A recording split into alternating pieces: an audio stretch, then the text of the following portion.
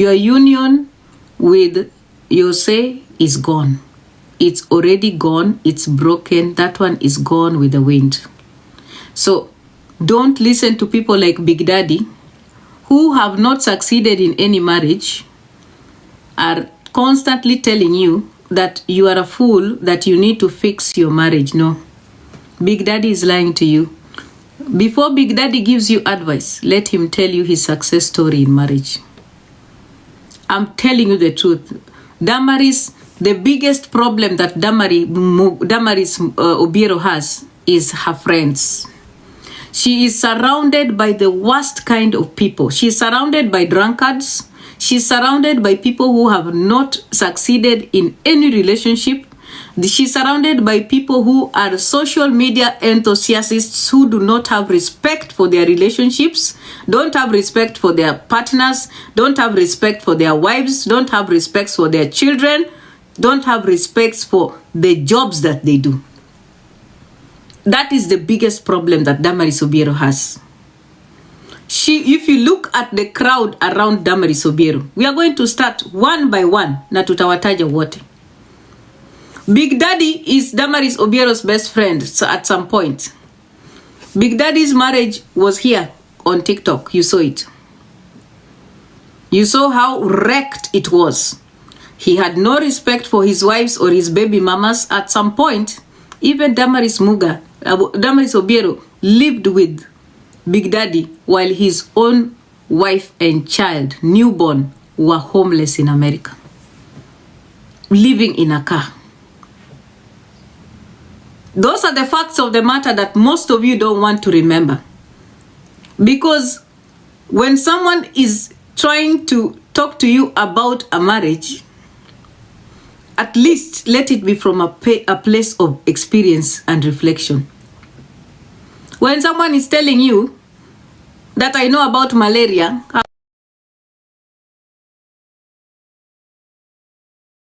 hello guys, it's your girl Patience Status. Welcome and welcome back to my YouTube channel. If it's your first time here, make sure you hit the subscription box and put on the notification bell so that you're not any time I post a new video. Remember, I'm the queen of online gossip. So welcome to today's video. Don't forget to give it a like and leave a comment on the comment section. In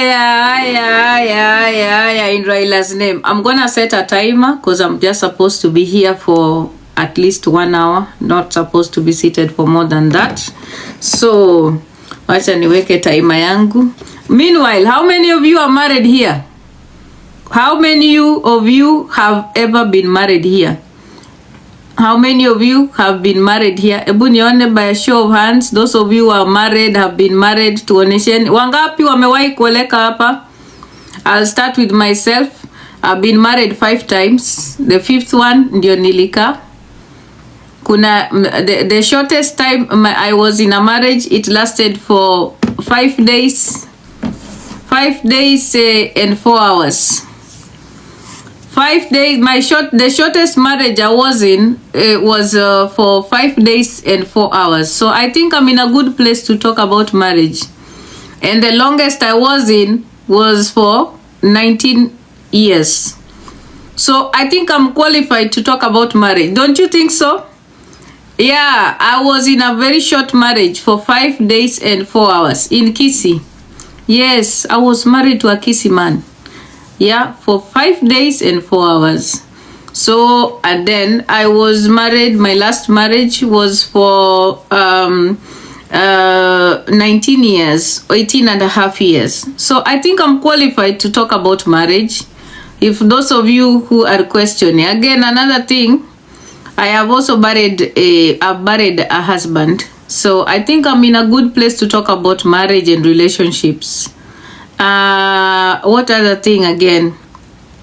Yeah. I will tell you about my marriages, but I'll tell you I would say I am experienced when it comes to marriage because I have been in marriages and I have been in, I think, some of the longest and shortest marriages. So being married for a short time is not something strange. It's not new. So don't be shocked to see someone walking away after two months, 1 week, 5 days, 2 days, 3 hours. Those are things that we need to normalize as African women. African women, black women, need to normalize walking away from unions that are not good for their health. It's normal to walk away from a relationship that is not good for your health. A relationship that makes you cry, a relationship that gets you worried, a relationship that makes you doubt, a relationship that makes you question yourself. You should normalize walking away from it. It is normal. And African women should normalize not seeking advice about their feelings. African black women, Kenyan women, let me talk about Kenyan women. Kenyan women need to normalize not questioning their sanity when they feel something is wrong in their unions. The biggest issue we have as Kenyan women is that we question ourselves. We doubt ourselves. We do not believe in ourselves. We think that when we want to walk out of a relationship, it's because we are the problem. We like to question all of the time. We like questioning our decisions. We are like, oh my God, am I okay? Is there something wrong with me? Why am I leaving this union in 3 weeks? Why am I leaving this union in 1 month? There's nothing wrong with you. Men don't question themselves. Men leave unions very quickly. They don't doubt it. When a man wants to leave, they will leave. When a man wants to marry a second wife, they do not think about anything. They don't think about other people. They think about themselves. And they make that decision without thinking about any other party but themselves. And I think it's so important for Kenyan women, I'm talking to Kenyan women, to start being selfish. Start being selfish. Start loving yourself. Start putting yourself in a place where you're making decisions that are good for you and not any other person. Even when it comes to leaving a marriage or getting into a marriage, you have to make a decision that is good for you, not for other people.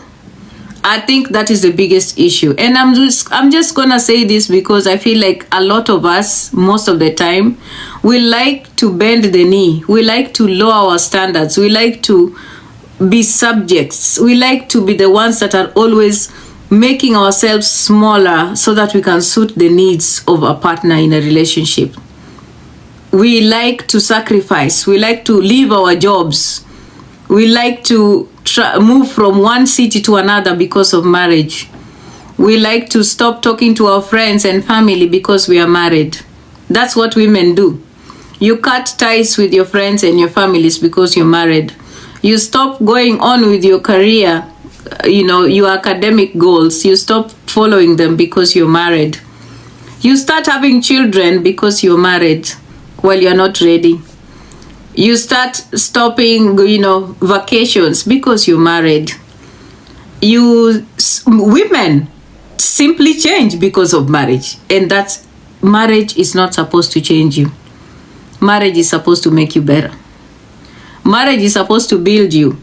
If you're going on vacations when you're single, marriage should make you go on vacations twice as much as you are going when you're single. If you are with less money when you are single, when you're married, you're supposed to have twice as much as what you're making when you're single. Because marriage is supposed to be nourishing. It's supposed to be an addition. It's something that's supposed to make you happy. That institution is supposed to bring joy, and it's supposed to be a value addition institution. That is what marriage is supposed to be. But the problem is in the settings that we have, especially here in the diaspora, things are a bit different. Marriages are not working in the diaspora, especially in the United States.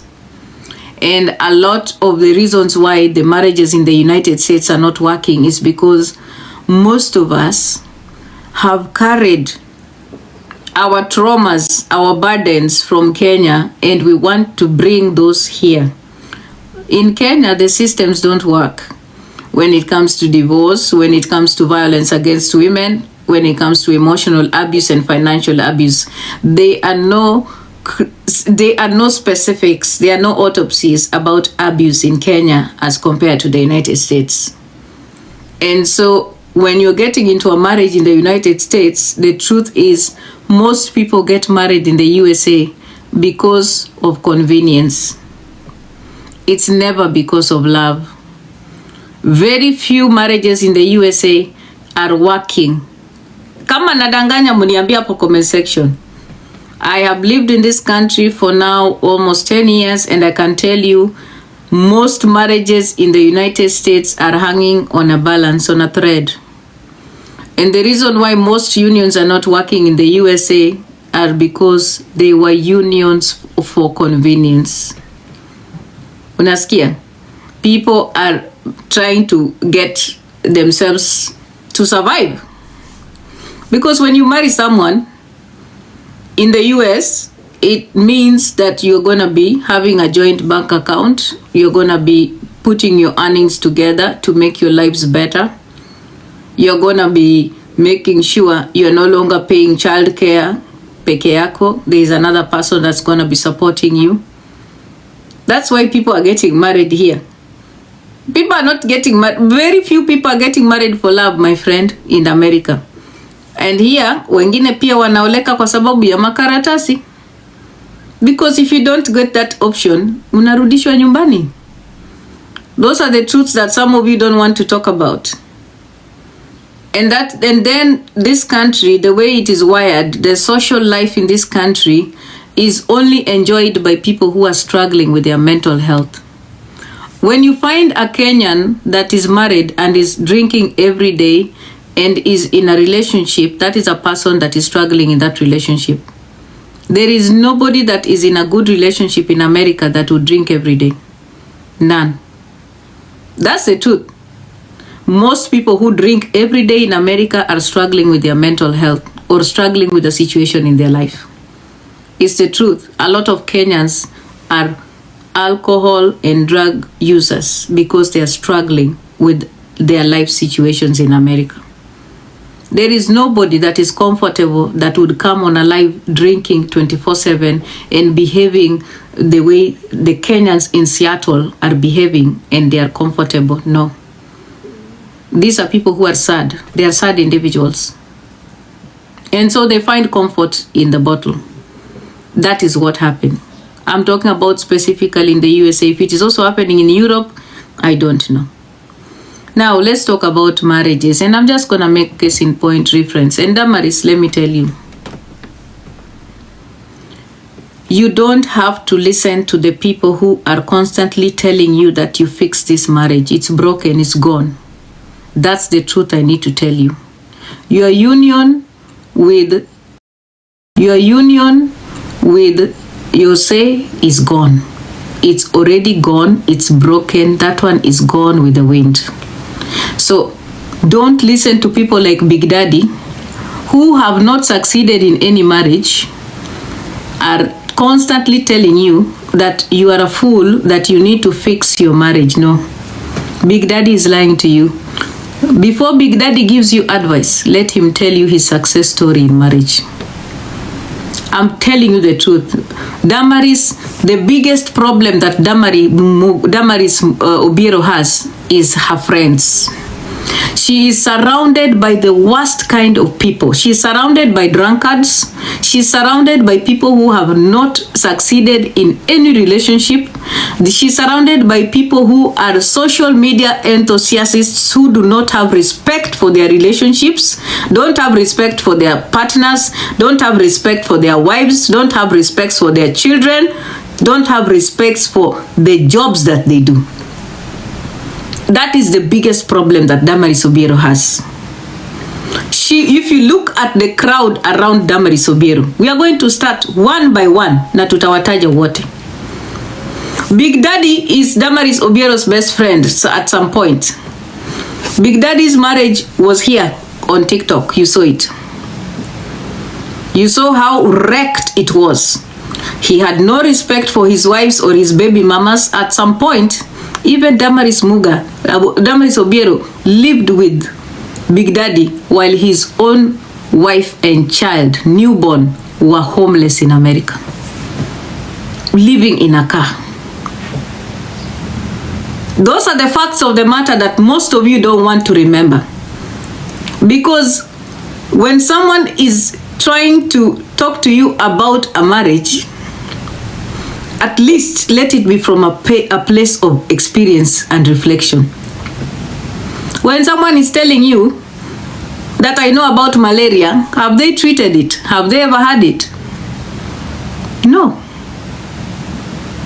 Experience is usually the best teacher, guys. Relationships are about experience, and relationships are so delicate. Getting involved in a marriage or a relationship and then having a group of scoundrels surrounding that relationship, that is where you are messed up. That is where you messed up, Damaris Obiero. Hapo ndio pali uli mess. And another thing, it's not just her friends too. It is also Damaris herself. Even Damaris Obiero herself. Because when you know you value your relationship, when you know you value your partner, and you value your relationship, you have to protect it. You have to guard it. What you love, you guard. You protect. You nurture. But this relationship was constantly being disrespected even by Damaris Obiero herself on this social media. It is on social media that we heard from Damaris about the husband being ni kama yeye pia Nadinya Mkundu. Si tuliambiwa hapa na Damaris. The mark you, they are in a relationship. Here on TikTok.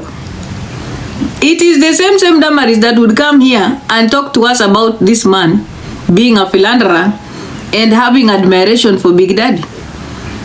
Ati alikuwa amekaa aje kwa kiti na Big Daddy. So those are the things that I'm telling you. It's like a relationship, and keeping a relationship and marriage institution is all about character.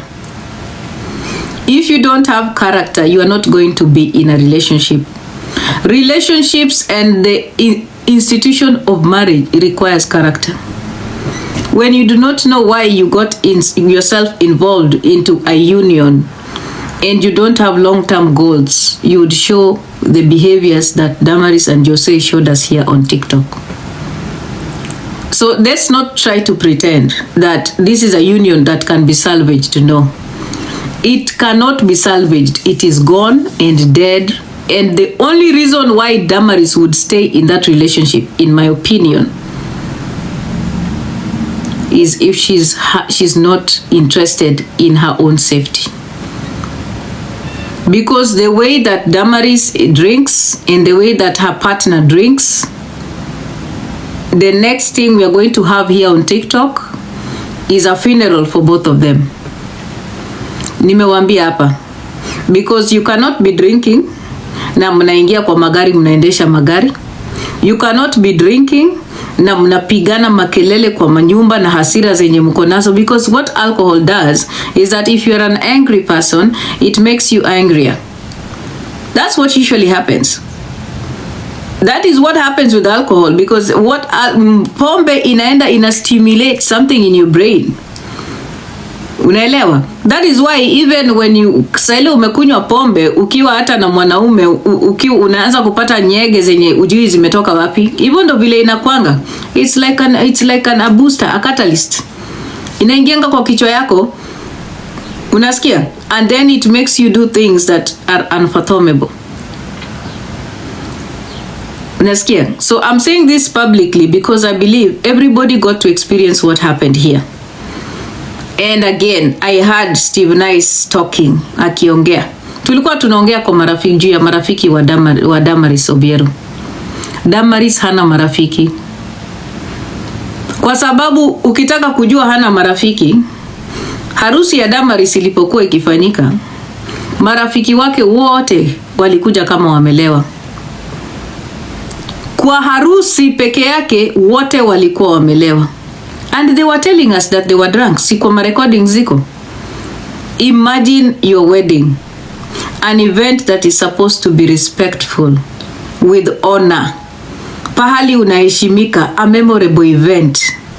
Akina Big Daddy wanafika wakiruka kama helikopter. Mpaka alikuwa karibu. Muliona vile Big Daddy karibu apige teke ule nani wake, partner wake akijipanga naye. You did not see? Vile Big Daddy alipiga swing karibu apige ule mwanamke mwingine teke. Ule mwanamke karibu akufe, jameni. You guys, you did not see? Ilibakia tu hivi kidogo. na Big Daddy ampige teke hapa ya shingo na hii shingo yake ikatike hivi anguke huko chini. Juu alikuwa anarusha kick moja, ni kama unashangaa kama ni harusi ama tulikuwa kwa nini ile fanya fujo uone pale hivyo wakiongea Kibaki akiongeleshwa. Mtukufu rais anayepita mbele yako ni wa kikosi cha fanya fujo uone, anaitwa Big Daddy kichwa kubwa. Unaona? Hiyo kick alikuwa amepiga ni ya wale watu wafanya fujo uone wakipita pale mbele ya Kibaki pale hivyo Nyayo Stadium. It's true. There was no decorum. It was so disrespectful the way that they conducted themselves. Watu walifika kwa harusi wakiwa wamelewa. The foundations of that union were volatile. The foundations of that institution were based on lack of character, disrespect, deceit. All of these friends were lying to her that they were supporting her while they were laying foundations for disrespect on the day when she was being married. What people don't know is that when you are taking an oath for marriage, that is why people plan for marriages. People plan for weddings.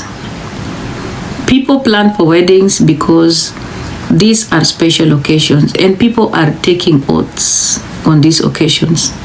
Imagine taking an oath on a foundation of alcohol. The foundations of that oath-taking ceremony were based on alcohol, disrespect, philandering. The behavior of each and every person that was there was just sickening to watch. Kelele, tulikuwa pale tunazumiwa harusi, lakini ile kelele ilikuwa kwa harusi was beyond redemption. Maneno na matamshi ambayo yalikuwa pale hayakukuwa maneno ya kubless. They were maneno ya kusambaratisha na kuvuruga. Ukiwa kwenye harusi unasikia watu wakiongea. Normal weddings, people talk things like, oh my God, she looks beautiful. It's so nice. Oh wow, this is so good. Those are the words we hear in weddings. But in Damaris Obiero's, Big Daddy kule, hey, msinilete, nitawatomba mavichwa zenu. Unajua alikuwa kwa live akituambia hivyo. Nitatomba hizo vichwa zenu. Endeni muangalie recordings za Big Daddy vitu alikuwa anasema. Those were the words that were coming from Damaris Obiero's nini. And then at some point, guys, I don't know if it is me, lakini si eti naonea Big Daddy, niliogopa. Mnaona ile party ni Big Daddy alikuwa ana match na huyo mwanamke. Haki walai bilai. Niliogopa Big Daddy ataangukia huyo mwanamke alale hata na yeye mbele ya watu. Niliogopa. I was holding my breath because the way Big Daddy was behaving, I was scared. Nikasema pamoja na pombe, walai niliomba. Nikasema woi kama kuna miungu, ebu let us save this, it's gonna be too bad, let's not watch this happen. It was so bad, like the way they were behaving, the way they had no respect for boundaries for each other. Yani hungeweza kujua kama bibi harusi nini. Unajua harusi ya Damaris ilikuwa kama Sabina Joy, guys. Ilikuwa kama Sabina Joy. Yani the lack of respect. Now that is what I was telling you, that when you are getting married, you are taking an oath. Thank you, Doctor. You are taking an oath. You are making an oath, swearing, making a commitment about your life for the institution of marriage. Sasa huyu alikuwa na make commitment ya life, akisema for better or worse, but the foundations were what? Foundations of that oath taking ceremony were shaky. They were based on alcohol, umalaya, ukahaba, matusi, kukoseana heshima. Those were the foundations, and that is why sometimes you have to be careful when you are doing oath taking an oath.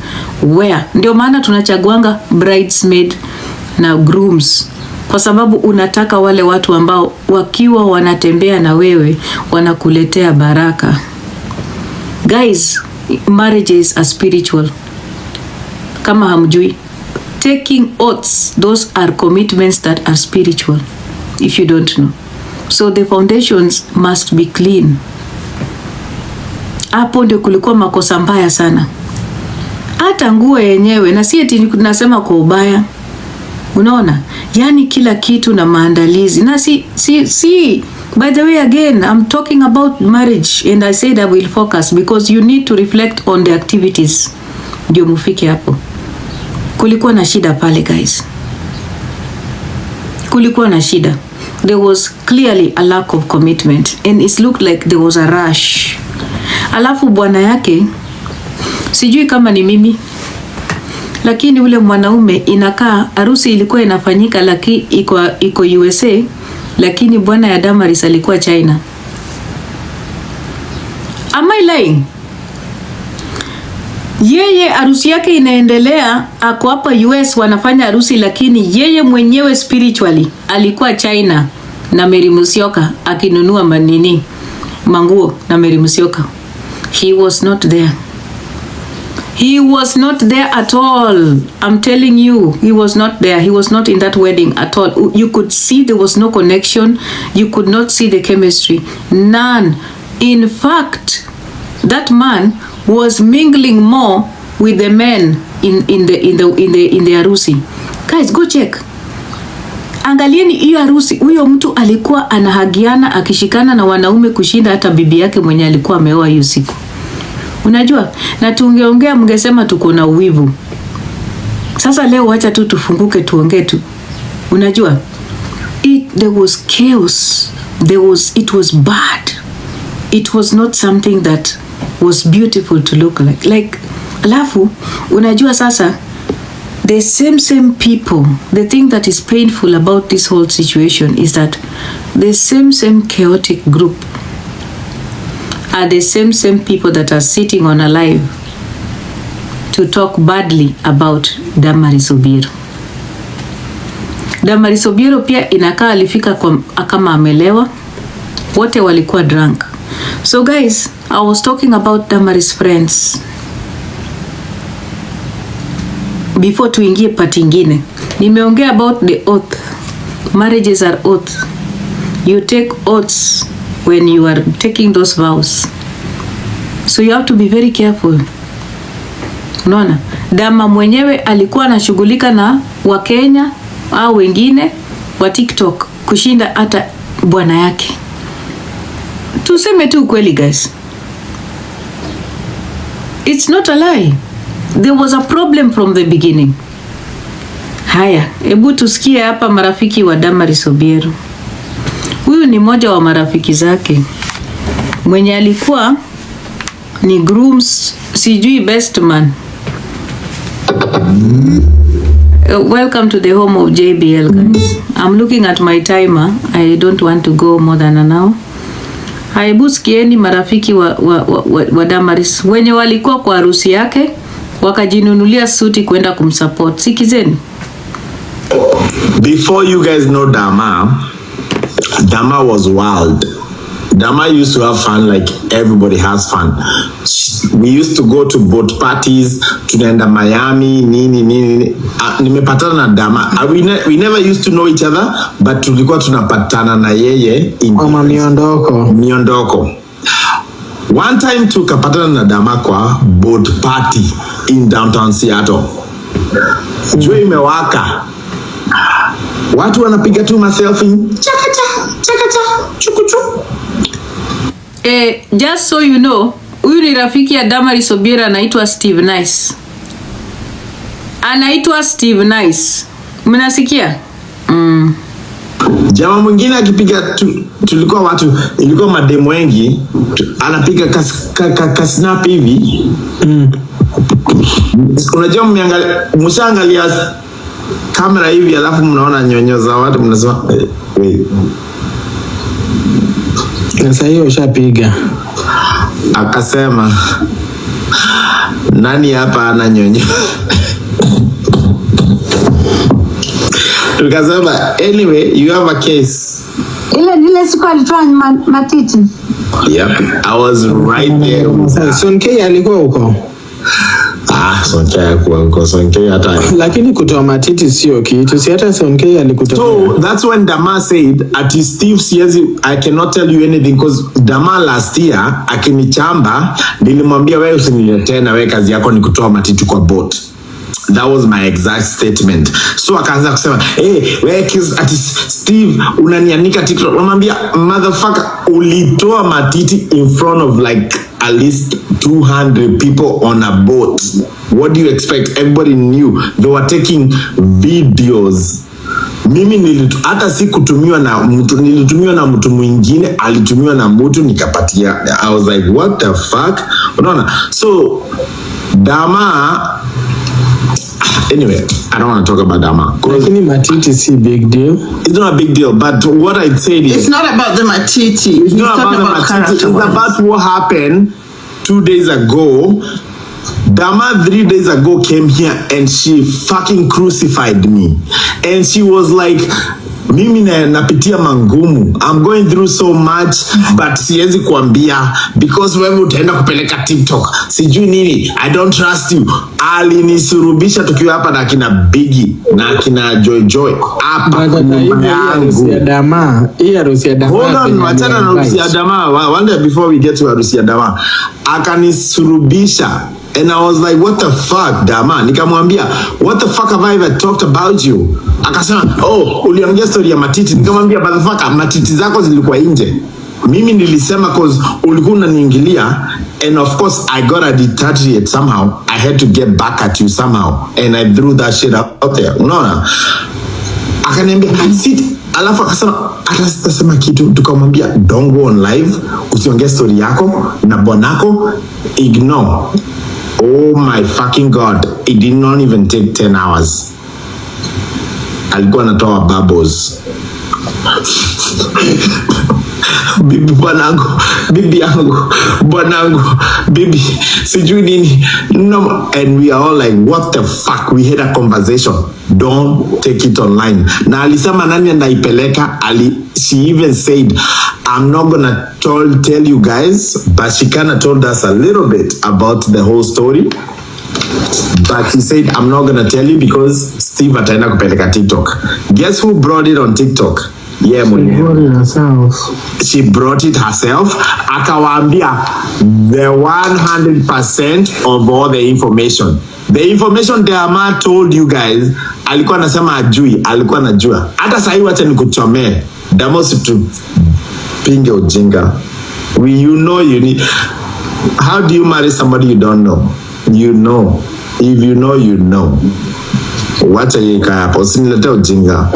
Na si nyinyi mlikuwa mna expect kujua whatever was going on kwa sababu Dama. We fucking knew, bro. Let me tell you. If you marry somebody in a month, you better fucking know everything about them.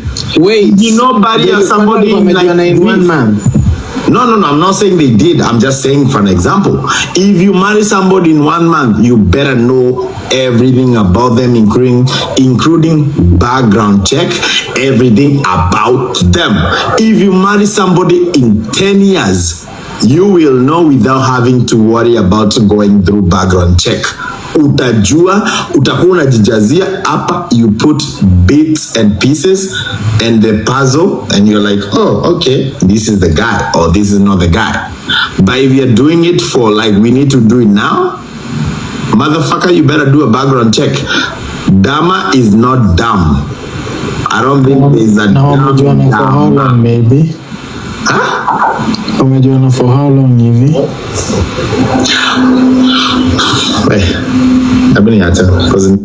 Niambiwa ni mimi nitaleta history na wewe unaanza kuja. Because walisema watu wengi wote wenye walikuja kwa harusi ali-invite watu wenye wanajua pain yenye amepitia na Jose. Mimi, I'm gonna say the truth. I did not know of Jose until I met Dama Limbs. One time. Ati Dama. Oh, I thought tu ni Dama amecomment. Labda nifunge live. Anyway, Steve, ati umesema? I met Dama Limbs Akaniambia Steve, by the Dama unanibeba ujinga, nitakupa kwanza nikupige block ya mkundu fa sahi. Kwa unanibeba No, hold on, let me fucking like block this bitch. Cause ananionanga mimi ni mjinga. Acha nikwambie, I met Dama at Limbs. Akiwa na huyo bwanake taka. When, which year? This was like 3 months ago. Akaniambia, nikamuuliza, siku hizi uko na mtu? Akaniambia, by the way Steve, huyu ni husband yangu. Nikamuuliza, you're married? Akaniambia, oh yeah, we got married. Akanionyesha hizo picha muliona, akanionyesha hivi. Akaniambia, lakini Steve, nakuomba usiende kusema TikTok. Nikamwambia, I'm not. Guess what she did? The fucking next day, the bitch posted the fucking pictures. So she always comes, makes me like mimi ni minta tutoa siri, but then she takes the fucking siri out of the fucking box. So 3 months ago ndio ulikuwa unajua Damako na mchumba?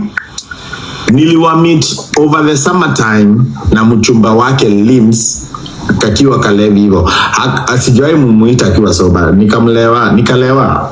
Honest to God. He's always a drunkard. He enjoys his cocktails. Let me just say that. Okay guys, I can't continue more than that because I don't want to spend much time.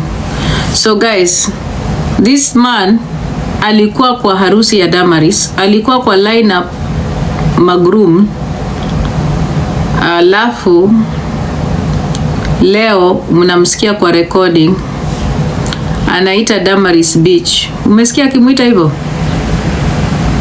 Yeah, those are the names that he's given her. I don't want to mention. Umesikia kimtusi, hizo ni majina zenye amemuita. Ameongelelea pia kuna video yake ya matiti ambayo ako nayo.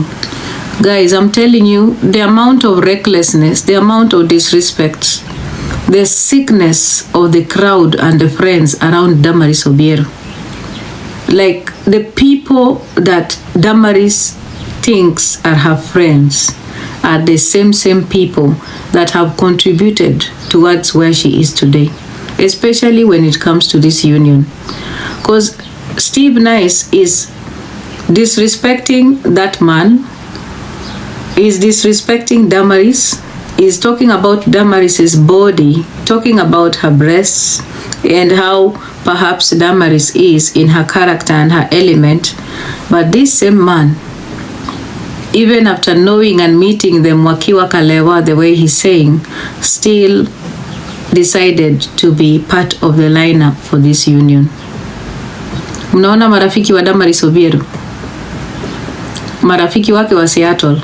And I'm telling you, I can't even play all the recordings. There are recordings about Big Daddy trashing Damaris. Nyinyi wote mmezisikia zingine. This is just one of the recordings. I was gonna talk to you about the friends wa Damaris Obiero. First of all, Steve Nice is not married. Number 2, Steve Nice has had a history hapa kwa TikTok ya kukua kwa group na magroup sex akienda Kenya. The records are here on TikTok. Steve Nice amekuwa na record na huyu mwanamke mwenye alimhangaisha mpaka akamharibia kazi, anaitwa Minwoi. Simuliona vitu zenye walikuwa wanafanya pamoja. Hao ni watu ambao hawana heshima kwa institution called marriage. So those are people that when you align yourself with, they will not understand why you want to get married or why you're getting into the institution of marriage, because they have no respect for it. They don't know what it means. They don't understand what it is. Unaelewa? Ndiyo ako na mtoto tunajua, lakini marriage wapi? Hakuna? Unaelewa? So these are Damaris's friends. Hata ile siku Damaris alikuwa analia, walikuwa amefly in, anataka kumuongelesha. But listen, all of these people are always too busy for her when she's going through something. They are only available when there's an event that's going to give them visibility and is going to allow them to have an opportunity to drink in a group. Damaris Obiero does not have any friends. She has people who have helped her destroy her life. That's the truth. Kama ako na marafiki ni wachache na tujawajua hapa kwa TikTok. Wenye wamemzunguka kwa sasa ni wale ambao wanamsaidia kumsongesha karibu na kaburi. And you know, they are obsessed with wanting this marriage to continue and for this marriage to work because it suits them. Because mlevi anapenda mlevi mwenzake. Misery loves company. A drunkard will love a guy. Moderators, can you block huyu mwenye anaitwa Viniboy Lukaku? Block mkundu yake na kila kitu yake immediately. Moderators, nimeona ameingia hapa. Mwanaume takataka kichwa pomblo ambaye ananga akili. Toa hapa hiyo takataka kwa live yangu haraka. Moderators, munipelekee huyo mtu atoke hapa na patipati zake hapa. Haraka haraka. Thank you. Peleka yeye huko. Sitaki kumuona karibu na mimi huyo. Siwahi kuja kwa space yangu. So, nilikuwa nawaambia marafiki Damaris hana. Huyu ajai koleka ndio nimewadescribea. Big Daddy naye is a person that is constantly yeye kwa kichwa chake kenye iko kwa kichwa chake. Oh, Damaris alinisaidia sana. Without Damaris I would not be here. But that is all. He sings about Damaris helping him, but he would never help Damaris. The other day Damaris was going to be in a car. Big Daddy, instead of driving to go and bring Damaris into his space ama kumpeleka akae na yeye, hakuenda. Anampigia simu kwa live amtumie kama chai. Anamwambia ebu kuja hapa na huyo Jose. Imagine kama wajinga, ni kama ni maumbwa zake zenye ameweka hapo nje anazifungua zikuje zikule. Can you imagine calling the way anamuita akuja akae kwa live yake? Unajua Big Daddy alikuwa yeye anataka kutumia story ya Damaris na bwanake kama chai tu. He was not interested in solving anything. Imagine Damaris kwa situation yenye alikuwa amelewa. Big Daddy anataka Damaris aendeshe gari kama amelewa aende kwake. How selfish. How selfish. Amekaa kwa live anataka Damaris akiwa amelewa aendeshe gari na bwana ambaye amempatia machungu wakae kwa gari pamoja wakuje kwa live ya Big Daddy. Hata kama we ni mchawi aina gani, thank you Warrior Princess. Hata kama we ni mchawi, utaambia mwenzako ambaye amelewa hii Amerika, amelewa ako na machungu na analia, aendeshe gari aje kwako? In a normal setting, if you care about someone in this country, you do not let them get into a car to drive when they are even angry. Wachana hata na kulewa. Mtu akiwa na hasira zake, kama we ni mrafiki wa ukweli, you are not supposed to even allow them to get into a car to drive anywhere. You are not supposed to. Modani block umbwa. Najua hapa lazima ukuwe careful what you comment. Cause ukiweka hiyo sign ya mavi, sijui ni mimi unanitusi ama unatusi Big Daddy, so nimekublock. Like, where is the humanity? You know, I've been thinking about the things, the events that have unfolded all this while, and I'm like, Damaris is alone. And she really needs to reflect on her life and think about the things that happened to her. Again, nikasikia Steve Nice anapiga kelele ati Damaris Obiero anajifanya hakujua bwanake alikuwa na DUI. Steve Nice, wewe ukienda kuoleka na ule mzungu wako mwenye kichaa, ulimfanyia background check?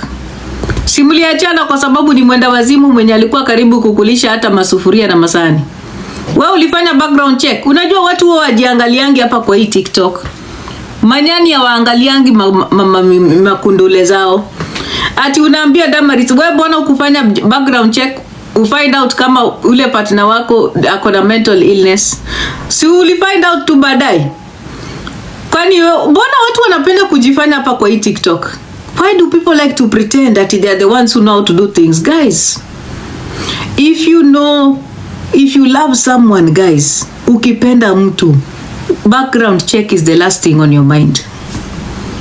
It's the truth. If you love and care for someone, haufikiriangi background check. You don't. Nowadays ndio tunafanya background check hapa America kwa sababu ya Online dating. America siku hizi watu wanafanya online dating. Hakuna si kama Kenya mnakutana na mtu kwa bar mnaanza kuongea mnapendana. This country, online dating is the thing. So you are forced to do a background check because you met someone online. Lakini tusijidanganye. Wakenya wenye wanaoleka amongst Kenyans, they don't do background checks on each other. They don't. We don't do background checks on fellow Kenyans. We don't. Tunaolekanga tu hapa. Wakenya, the Kenyan community, they marry each other without background checks. I'm not lying, it's the truth. The people who will do a background check for ni black Americans ama mtu mweupe. Wacha tuache kujifanya.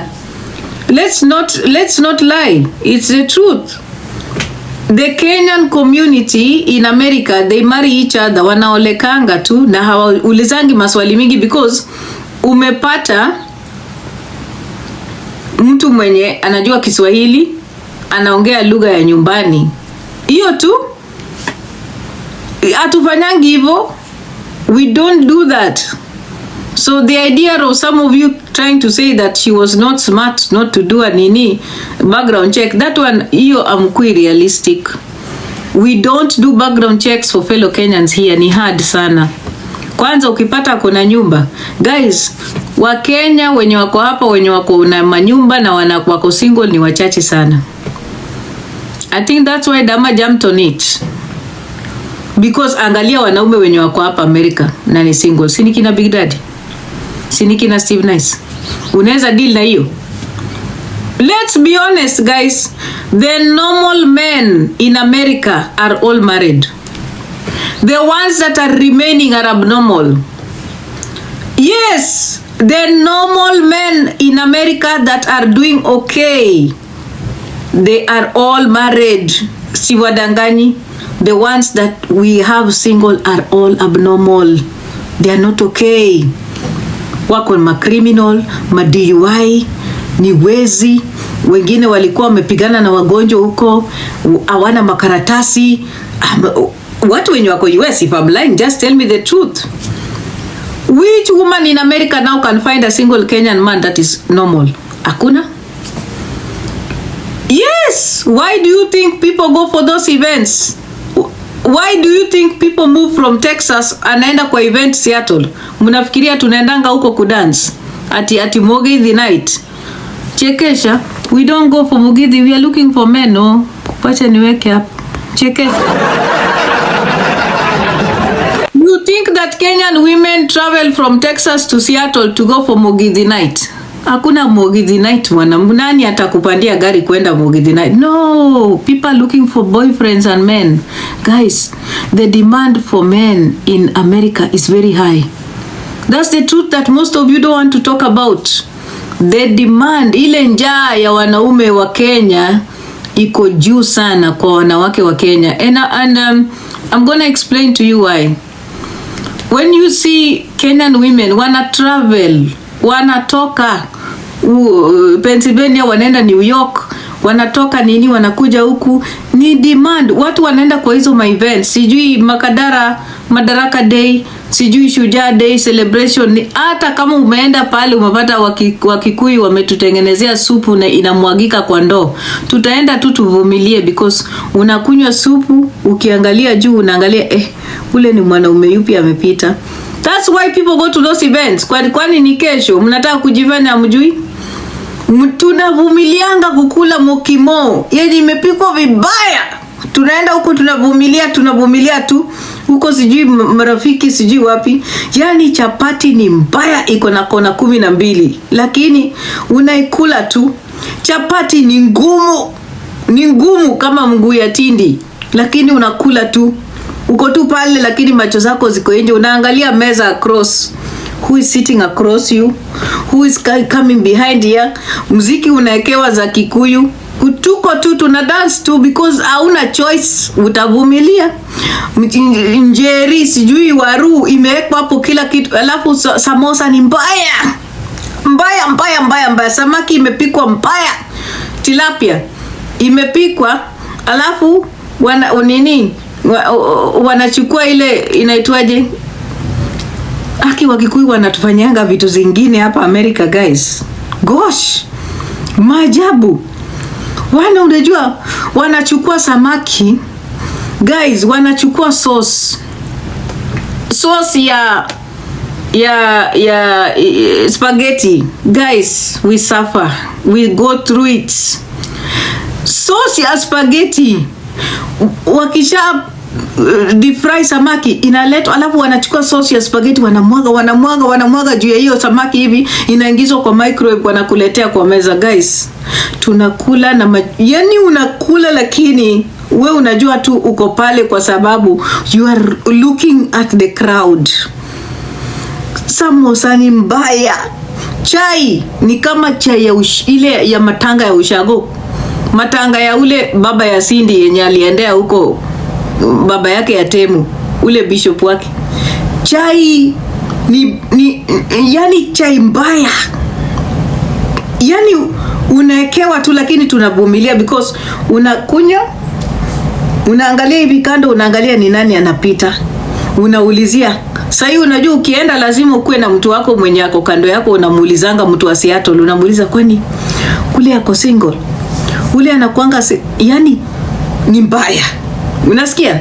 Don't think those things don't happen. Yes, we travel across boards, we go across states for events, not because we want to go to those events. No, we do it because we want to meet fellow Kenyans guys. And the reason why a lot of Kenyan women want to meet fellow Kenyan men is because, my dear, hao watu weusi wako hapa wametushinda. Lugha hatusikii. Gonna wanna coulda shoulda I coulda gotta come whatever, hatusikii, hatuelewani communication. Hatujui vile tutaongea nao watu. It is true, we are scared. We don't know how to communicate with them. Most people don't know how to communicate with them. I'm not lying. Unasikia? Culturally tuna clash. Unasikia? Tuna clash kabisa culturally. And we don't listen. And again, the biggest issue, because Kenyan women are I'd say they don't know how to get out of their cocoons. Kenyan women are okay with Kenyan men because wamezoea hiyo kiss. Yani mnaenda date na mtu anakukiss, anakuambia good night. Unaona? Ukienda date na mkisi ama muluya hapa US, atakununulia dina, mkikula, mkiongea, mnamaliza. Yani wamebeba tu ile ushago huko wameleta hapa. Akikwambia good night, unaambiana good night, alafu anakupea kiss na unaenda. But watu weusi wa hapa my friend, uko kwa dina, si umekaa huku na amekaa pale, mguu yake already imeanza kupanda mguu yako. You are talking and his leg is up here my friend. Mnaongea, sauti yake kwanza ni kubwa. Wanaume wa Black America wamekewanga nini vinanda kwa sauti zao huku hivi hapa. Kuna yani sauti inatoka huku ni kubwa already. Hey baby, how you feeling tonight? How you feeling tonight baby? Yani nakwambia baby, unajua as Kenyan women we are not used to be called baby, sweetie or darling by people that hatujakuwa close na. Nadanganya mani uongo. We are not used to that guys. These people call you babe from the day they know you. Baby, sweetie, honey, how are you doing? Like unajua uko dina na mkono zako zinashikwa, unadekezwa, unadarwa mikono, unaongeleshwa, anakuambia vitu za zinafanya nywele yako inasimama kama we ni mshamba. Of course, I'm not saying I'm in that category, but I'm talking about the women that are afraid of getting out of their cocoons. Unaona? Umekaa na Black American ama anakuongelesha, anakufanya una feel ni kama you are in a different zone. So now but most of us are afraid of that because it's not something they're used to. Unasikia? So anaanza kukuongelesha juu ya mwili yako, macho yako, anakuambia you have beautiful brown eyes, I love your eyes, they sparkle in the night. Mkisi atakwambia hivyo. There is no kissy man that will tell you that. Uko kwa date na kissy man na luya man, Unaangalia menu hivi, anaanza kukuangalia. Anakuuliza, hai, kwani mbona uchagui hiyo chakula haraka? Kwa nini unakaa hapo sana kwa hiyo menu? Si uchagui hiyo kitu alafu tumalize. Unajua you are out with a kissy man. Anataka usome upitie ukisoma menu uko hapo, you are looking for what you want to eat. Is impatient. No time for you at all. Anakuharakisha, anataka ufanye haraka uchague kenye unachagua halafu akiona uko kwa restaurant na unamuexplainia the menu that it's a 3 course ama 4 course, unamwambia kuna hiyo first course, second course, anakuambia course ni gani? Si uchukue hiyo nyama iko hapo, hiyo brisket unywe hiyo, tukule hiyo nyama iko hapo. Course tena ni ya nini? Hii chakula mingi ni ya nini? If you order ati unamwambia you want a starter, unataka kwa sababu kuna appetizers, then there are starters. My friend, you are going to be arguing kwa nini unakula kuku fried chicken wings na utaoda tena kuku pale hivyo on your entree. You are going to be fighting with a lawyer and kissy man over that. Hapo naye, I'm not going to lie to you, na sio kwa baya. I'm going to give it up to our Luo brothers, my friend. Chekesha Luo. When you go out with a Luo man in the United States of America, a Luo man that has made his money, you will not have to worry. You will not. And that's just the truth. And I'm talking from experience. Bali si wadanganyi. So ebu niambie, ukienda out na mtu kama Mosaic Lemo. When you're going out with a man like Mosaic Lemo, first of all, before you go out, he's going to question the restaurant penye mnaenda. Anaanza kukuuliza hapo wanachajingi pesa ngapi? Na hapo kweli kuna Uber. Unajua, which means hana gari. So thank you so much for watching the video to the end. Remember to like, share, comment, and if you have not subscribed, please make sure you subscribe and put on the notification bell so that you know every time I post a new video.